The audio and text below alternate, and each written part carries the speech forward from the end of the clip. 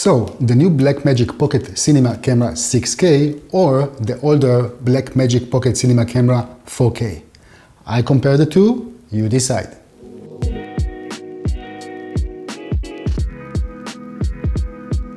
Blackmagic Design recently introduced the new Blackmagic Pocket Cinema Camera 6K. And I have to tell you, for a long time I haven't seen such an excitement from our filming community. So we decided to dedicate some time for it and actually create 3 parts. The first part is right now. This is a comparison between the 2 cameras, the newer one and the 4K one. In the second part, I will take the camera for a spin, I'll shoot a short documentary, and obviously an article will be written and it will be in our Cinema 5D site. And we will feature the results from a rolling shutter test that we will make with the camera and also our dynamic range test. We reached out to you guys and we asked via our social media channels what would you guys want to know about the new camera versus the older one. So first of all, just to make it clear, both cameras are sharing almost the same body. And when I say almost, as you can see, there's a really noticeable difference between the camera.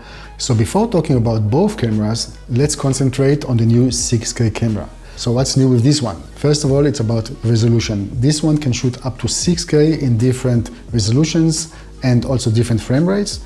The second thing is the Super 35 sensor, which is obviously bigger than the Micro Four Thirds that found before on the 4K camera. And the last thing, this new camera is using an EF mount, which originally was developed by Canon. So if you have any EF mount lenses, that's the time to use it. Actually, that's the time to bring them back from the attic and use them. In general, if you want to shoot in 4K, you will have to use ProRes, and if you want to use 6K, you will have to move to Blackmagic RAW. The nice thing about Blackmagic RAW, even if you're shooting on the highest resolution, you can still shoot internally into fast SD cards. Those are the V90 from Angelbird, they're really recommended. You can still shoot internally as long as you don't exceed the 25 frames per second. If you move to a higher frame rate, then you will have to use CFast. And if capacity is an issue, just use an external SSD. This is very easy to use. Blackmagic already introduced it in the 4K camera. Via USB-C, connect the SSD to the camera and it will record externally. Other than that, the operating system, which I think is the best in the market if I compare it to other camera manufacturers, it's very straightforward, very easy to use. It's exactly the same like the 4K camera. In terms of connectivity, those are also exactly the same, nothing has changed here. All the button layout, everything is the same. What is different, as you can see here, is the fan area of the new camera. This is much larger than the older model. And also maybe the placement of the actual hole on top whenever you want to connect a rig to it, for example. In terms of weight, the new camera is 160 grams heavier. Yeah, nothing major here. So let's move on with the comparison between the cameras. And the first question we got is, will cages for the 4K camera can still fit or can be used with the 6K camera?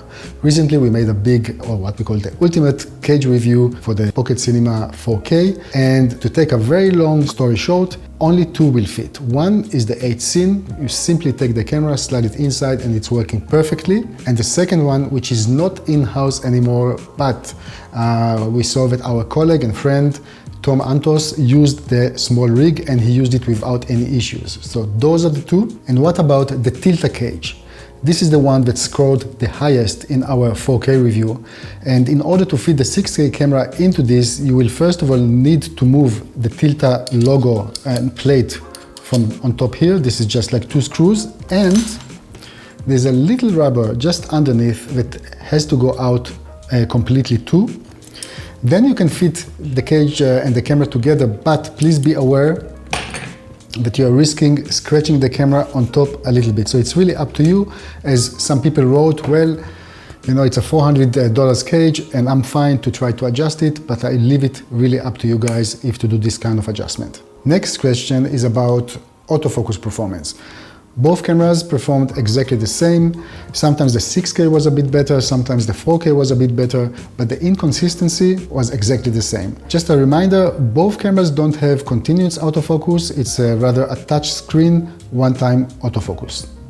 Okay, how about startup time and battery life? Very similar. Startup time, almost exactly the same. And in terms of battery life, there's maybe 5 or 6 minutes difference.